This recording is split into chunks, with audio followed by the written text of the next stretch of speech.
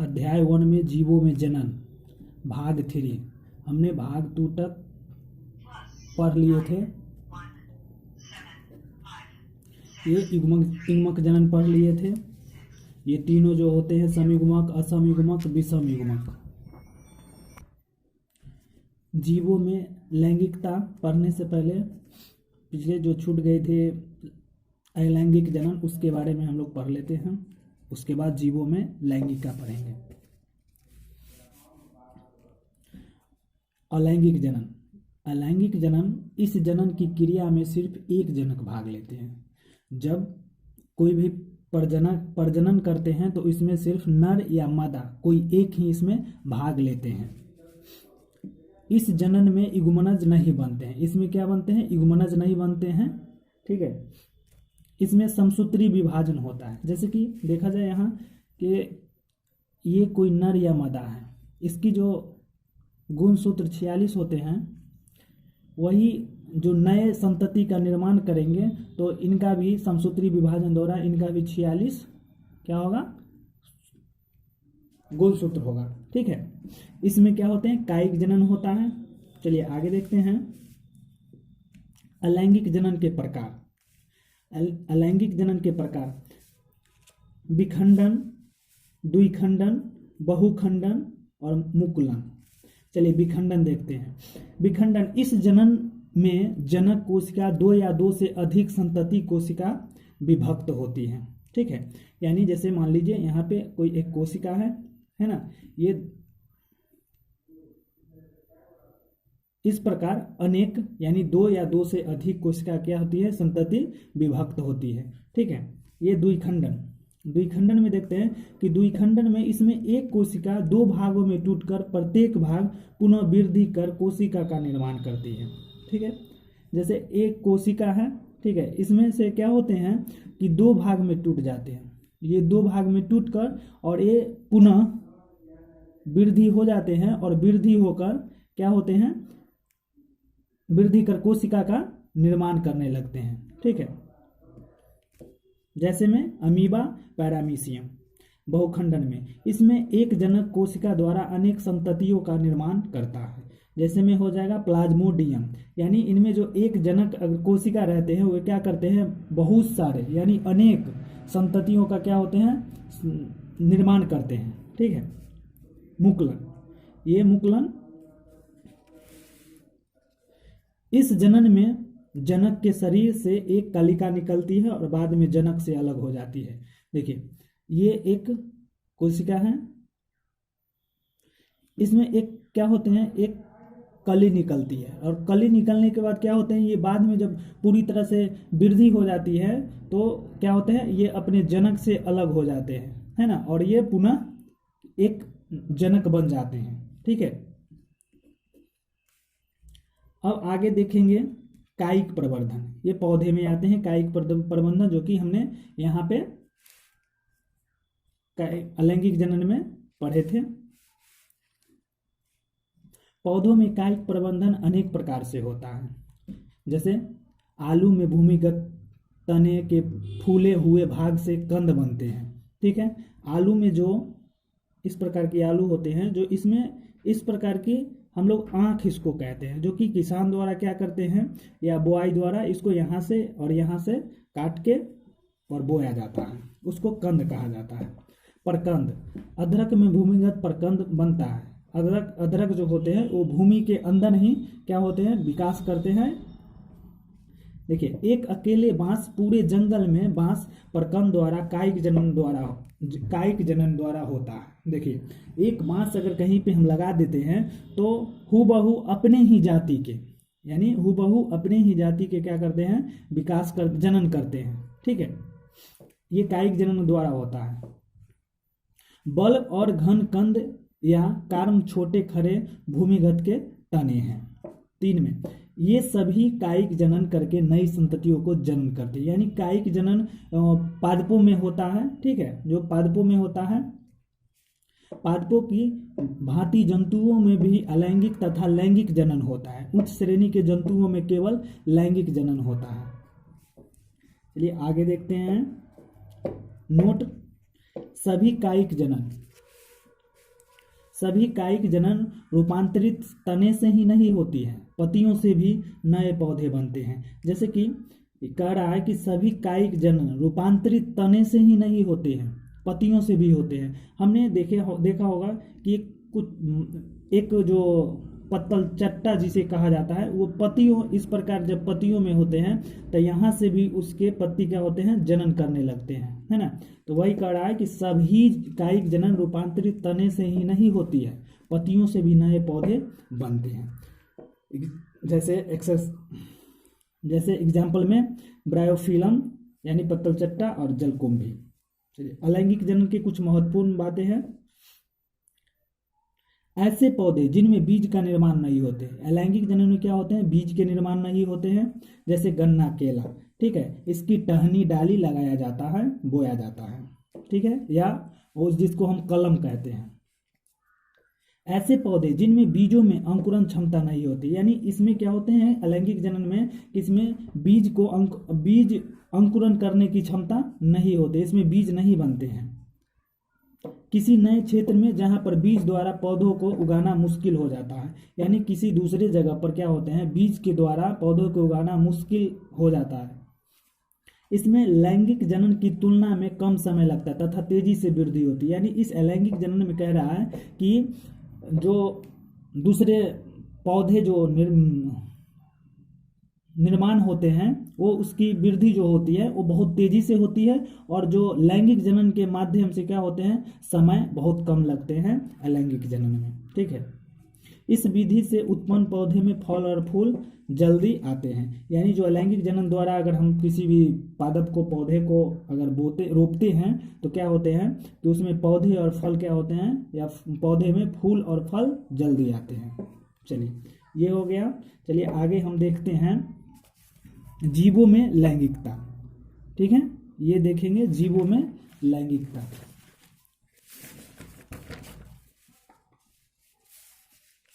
जीवों में लैंगिकता, जिस पौधे में नर तथा मादा जनन अंग दोनों एक ही पौधे में पाए जाते हैं तो उन्हें उभयलिंगी श्राय कहा जाता है। उभयलिंगी मतलब हो गया द्विलिंग, ठीक है। जिस पौधे में नर तथा मादा जो दोनों जनन अंग पाए जाते हैं, ठीक है, उसे हम द्विलिंगी कहते हैं। जैसे हमने देखा है कि पुष्प में पुंकेसर, ठीक है, पुंकेसर,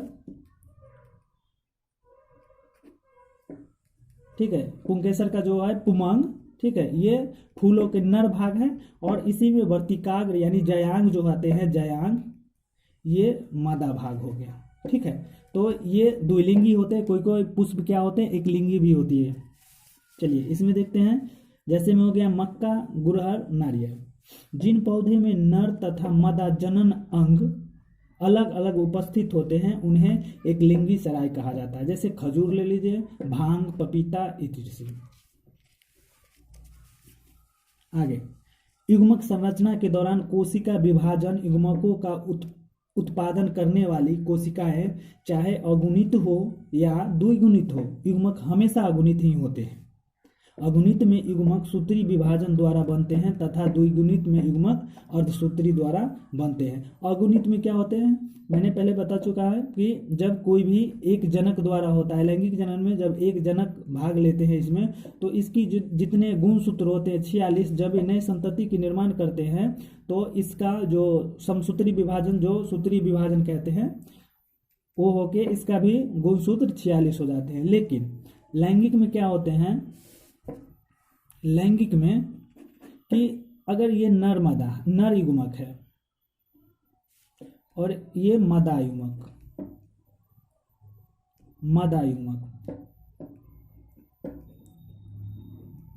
जब ये दोनों का जब संलयन होता है, ठीक है, संलयन होता है तो ये नर का 46, इसका 46 गुणसूत्र होते हैं। जब संलयन होता है तो अर्धसूत्री विभाजन द्वारा युग्मनज तैयार करते हैं। क्या तैयार करते हैं, युग्मनज, जो कि 23 महिला, ये नर में से लिए मादाओं में से आते हैं, और नर में से 23 आते हैं, यानी दोनों से कुल मिला के क्या आते हैं, 46 बनते हैं, ठीक है। इसी को हम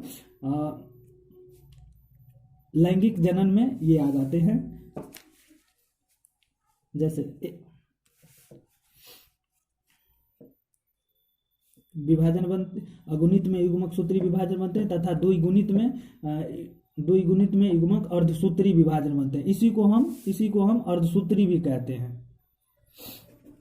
चलिए आगे देखते हैं। अर्धसूत्री विभाजन 3 प्रकार का होता है, ठीक है। चलिए एक में देखते हैं युग्मनजीय अर्धसूत्री विभाजन। यह अर्धसूत्री विभाजन युग्मज के विकास के दौरान होता है। इससे एक अगुणित जीव उत्पन्न होता है, जैसे में यूलोथ्रिकस, ठीक है, क्लेमाइडोमोनास। इसमें युग्मक विभेदन के पश्चात केवल समसूत्री विभाजन ही होता है। हमने पिछले कोई ये पढ़ा था युग्मक संरचना के दौरान में कि द्विगुणित और अगुणित के बारे में पढ़े थे, है ना, उसी से रिलेटेड है अगुणित। देखिए दूसरा बीजाणु अर्धसूत्री विभाजन, यानी बीजाणु अर्धसूत्री विभाजन अधिकांश पादपों में इस प्रकार के विभाजन होती है। बीजाणु कोश के भीतर अर्धसूत्री विभाजन होता है, यानी बीजाणुजनक अर्धसूत्री विभाजन अधिकांश पादपों में इस प्रकार की विभाजन होती है। बीजाणु कोश के भीतर अर्धसूत्री विभाजन होती है, ठीक है। बीजाणु कोश के अंदर क्या होती है, अर्धसूत्री की विभाजन होती है। बीजाणु कोश कितने प्रकार के होते हैं, तो बीजाणु कोश 2 प्रकार के होते हैं, ठीक है। एक लघु बीजाणु कोश और दूसरा गुरु बीजाणु कोश। चलिए थोड़ा सा देख लेते हैं ये पॉइंट कि जिन पादप बीजाणु रहित होते हैं उनमें बीजाणु कोश एक ही प्रकार का होता है, यानी जिन पादप में बीजाणु होते हैं उसमें बीजाणु कोश एक ही प्रकार का होता है। इस बीजाणुओं के अंतर्गत मियोसाइट उत्पन्न होते हैं। अर्धसूत्री विभाजन से अगुणित बीजाणुओं के अंकुरन अगुणित रचनाएं बनती हैं, उन्हें युग्मकोद्भिद कहा जाता है। इनमें युग्मक विभाजन समसूत्री विभाजन से होता है, ठीक है। चलिए आगे देखते हैं कि युग्मक अर्धसूत्री विभाजन। तो युग्मक अर्धसूत्री विभाजन युग्मक उत्पन्न करने वाली जनन कोशिकाएं, युग्मक उत्पन्न करने वाली जनन कोशिकाएं भी द्विगुणित होती है, यानी जो युग्मक उत्पन्न करते हैं, निर्माण करते हैं ना, वो भी क्या होते हैं, वो भी कोशिकाएं क्या होती है, द्विगुणित होती हैं। युग्मक अर्धसूत्री विभाजन जंतुओं में होता है। युग्मक अर्धसूत्री विभाजन किसमें होता है, जंतुओं में होता है, जीवों में होता है, ठीक है। और देखिए जीवों की जननांग द्विगुणित होते हैं, या जंतुओं की जननांग क्या होते हैं, द्विगुणित होते हैं, जो अर्धसूत्री विभाजन के दौरान अगुणित युग्मक उत्पन्न करती है, ठीक है। अर्धसूत्री विभाजन के बाद ही क्या होते हैं, अगुणित युग्मक उत्पन्न करती है। चलिए आगे देखते हैं युग्मक में स्थान अंतरण, ठीक है। युग्मक उत्पन्न के पश्चात नर तथा मादा युग्मक एक दूसरे के निकट आते हैं, ठीक है, ताकि युग्मक एक दूसरे से संलग्न होकर युग्मन की क्रिया सफलतापूर्वक संपन्न हो सके। जैसे अगर ये नर युग्मक और ये मादा युग्मक, ये दोनों के जब आपस में एक दूसरे के नज़दीक आते हैं, यानी एक दूसरे के नज़दीक आकर संलयन करते हैं, उसके बाद ही क्या होते हैं कि युग्मन की क्रिया सफलतापूर्वक संपन्न होती है, यानी युग्मनज तैयार होते हैं या बनते हैं, ठीक है, निर्माण होते हैं। अधिकांश जीवों में नर युग्मक गमनशील होता है, ठीक है, यानी अधिकांश जीवों में क्या होते हैं, नर युग्मक गमनशील होता है, मादा युग्मक अगमनशील होता है। यानी ये गमनशील कौन होते हैं, अधिकांश जीवों में नर युग्मक क्या होते हैं, गमनशील होते हैं, और मादा युग्मक अगमनशील होते हैं। जैसे कि अगर नर में शुक्राणु जो होते हैं, है ना, शुक्राणु यहाँ से स्त्रावित होकर क्या होते हैं, मदाओं तक पहुँचते हैं, ठीक है, मदाओं तक पहुँचते हैं, यही गमनशील होता है, स्पर्म जो जाते हैं, ठीक है। और अंडाणु क्या होते हैं, अंडाशय वो स्थिर एक ही जगह रहते हैं, उसे अगमनशील कहेंगे। किंतु कुछ शैवालों का कवकों में नर तथा मादा दोनों प्रकार के युग्मक गमनशील होते हैं, ठीक है। कुछ ऐसे जो शैवाल का कवक है जिसमें नर और मादा दोनों की क्या होती है, गमनशील होती है, ठीक है, गमनशील होती है। तथा जलीय जीव अपने युग्मकों को जल में ही छोड़ देते हैं। ये दोनों युग्मक गमनशील तथा एक दूसरे को क्या करते हैं, आकर्षित करते हैं, ठीक है। अब आगे देखेंगे हम पुष्पों में लैंगिकता। ठीक है, पुष्पों में लैंगिकता। पुष्पों में लैंगिकता एवं स्थानांतरण कैसे होता है, तो चलिए थोड़ा सा हम एक फिगर बनाते हैं।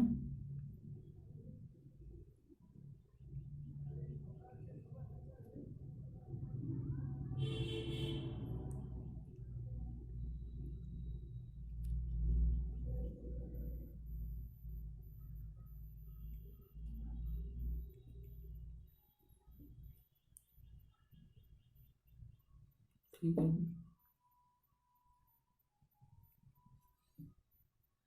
ये इसी से ये जो रेड किसी भी फूल में जो पत्तियों का रंग होता है, यानी हम किसी भी पुष्प को हम पत्तियों के यानी पत्तियों के दल पुंज से, यानी पत्ती को हम दल पुंज कहा जाता है, पत्ती को जो दल पुंज से क्या करते हैं, कलर को मतलब पहचानते हैं, लाल हरा पीला, है ना, दल पुंज से। तो चलिए देखते हैं।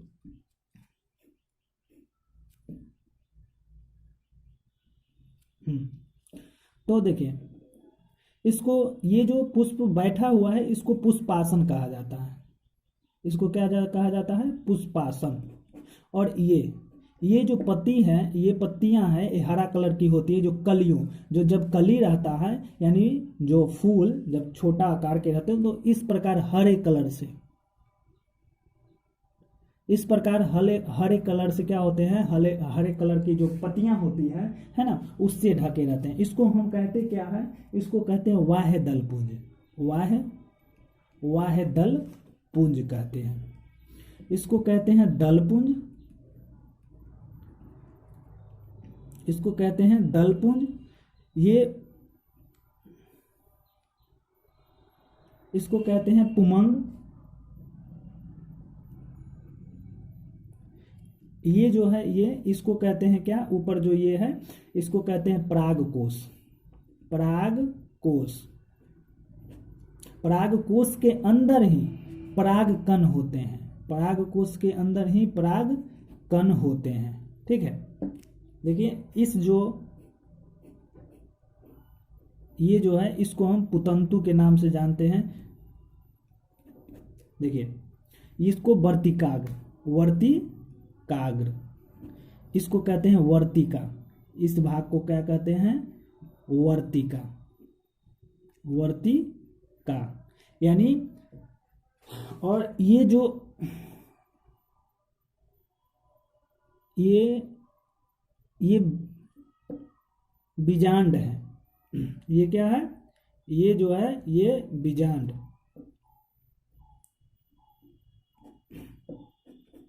और ये पूरा भाग को जो गोलाकार है ना, इसको हम अंडाशय कहते हैं, अंडाशय कहते हैं। चलिए तो देखते हैं क्या है काम, पराग को स्थानांतरण कैसे होता है, पुष्पों में लैंगिकता कैसे होता है, लैंगिक जनन कैसे होता है। तो चलिए देखते हैं। जब परागकोश से परागकण उसी पुष्प या उसी जाति के दूसरे पौधे के पुष्प में के वर्तिकाग्र में जाती है ना, जाती है, उसको हम क्या कहेंगे, परागन कहते हैं। ठीक है, चलिए इसका थोड़ा सा एक हम डेफिनेशन देख लेते हैं कि पुष्पीय पादपों में नर युग्मक परागकणों में उपस्थित होते हैं। ठीक है, पुष्पीय पादपों में नर युग्मक परागकणों में उपस्थित होते हैं। जब परागकण परागकोश से निकलकर उसी पुष्प या इसी जाति का दूसरे पुष्प के वर्तिकाग्र तक पहुंचने की क्रिया को क्या कहेंगे, परागन कहेंगे। यानी अगर यहाँ से अगर परागकोश, ठीक है, किसी माध्यम द्वारा परागन होती है, तो किसी माध्यम द्वारा, वायु द्वारा या पक्षी द्वारा या कीट द्वारा, यानी किसी न किसी माध्यम के द्वारा होती है। तो परागकोश में से जो परागकण वर्तिकाग्र तक पहुंच जाने की क्रिया को परागन कहा जाता है। ठीक है, आगे देखिए।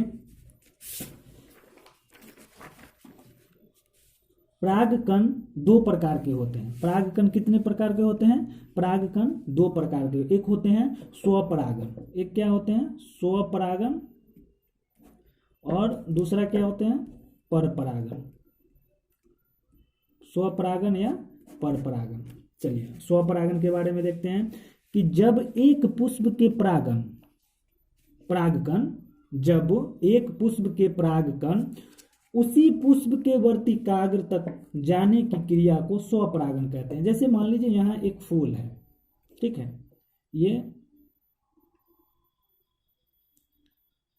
ये फूल, अरे नहीं बना, ये फूल है,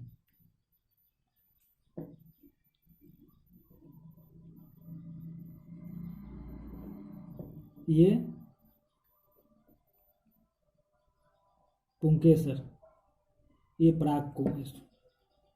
तो कह रहा है कि जब एक पुष्प के परागकण उसी पुष्प के वर्तिकाग्र तक जाने की क्रिया को स्वपरागन कहते हैं। जैसे किसी के माध्यम द्वारा, हवा द्वारा या किसी कीट पक्षी के द्वारा अगर यहाँ से जो कण होते हैं परागकण, वो ये वर्तिकाग्र हुआ, ठीक है, ये वर्तिकाग्र हुआ, यहाँ तक आने के बाद क्या होते हैं, यहाँ से एक पराग नालिका क्या होती है, बीज, जो पराग कण यहाँ से वर्तिकाग्र में आती है तो यहाँ पे वो बीज क्या होते हैं कि अंकुरन करना चालू होते हैं। अंकुरन होने के बाद क्या होते हैं कि यहाँ से एक पराग नालिका बनाती है, जो यहाँ पे बीज होते हैं, है ना, बीज होते हैं, वो उसी पराग नालिका द्वारा यहाँ आते हैं, ठीक है, जो बीज हुआ यहाँ तक आते हैं। चलिए इसमें देखते हैं कि स्वपरागन केवल द्विलिंगी पौधों में होते हैं। हमने बताया कि ये पुमंग और जायांग, ठीक है, जो पुमंग या जायांग है ना, ये दोनों भाग जिस पौधे में होते हैं, है ना, उसे द्विलिंगी कहा जाता है। चलिए जैसे में हो गया मटर। आगे देखिए परपरागन, यानी परागकण में एक पुष्प के परागकण उसी जाति के दूसरे पौधे के पुष्प के वर्तिकाग्र तक जाने की क्रिया परागन कहलाती है। जैसे अगर यहाँ से ये परागकण है ना, ये दूसरा फूल यहाँ पे है, इसकी वर्तिकाग्र में जब आती है ना, तो क्या कहेंगे, इसको परपरागन कहेंगे, ठीक है। ये जाएगी, कैसे जाती है, तो देखिए कुछ जैसे पक्षी, कीट, वायु, यानी जब दल पुंज के लिए, जैसे कोई भी पक्षी, कीट या पक्षी, जैसे अगर किसी चीज पे आकर्षित होती है तो ये दल पुंज के लिए होती है। दल पुंज के कलर के कारण क्या होते हैं, वो आकर्षित करते हैं और वो अपने भोजन की तलाश में क्या करते हैं, इस परागकोश पे आते हैं, और परागकोश पे आने के बाद क्या करते हैं, उसके जो चोंच होते हैं उसमें वो दाने फंसते हैं, और या उसके जो मधुमक्खी होती है उसके पैरों में क्या होते हैं, वो छोटे छोटे बाल होते हैं, ठीक है ना, वो उसमें फंस जाते हैं। तो फंसने वर्तिकाग्र पर जब बैठते हैं तो यहीं पर वो बीज रह जाती है, छूट जाती है। ये जो वर्तिकाग्र है ये हल्का चिपचिपा होते हैं, ठीक है, हल्का चिपचिपा होते हैं। इस वीडियो को लाइक करें।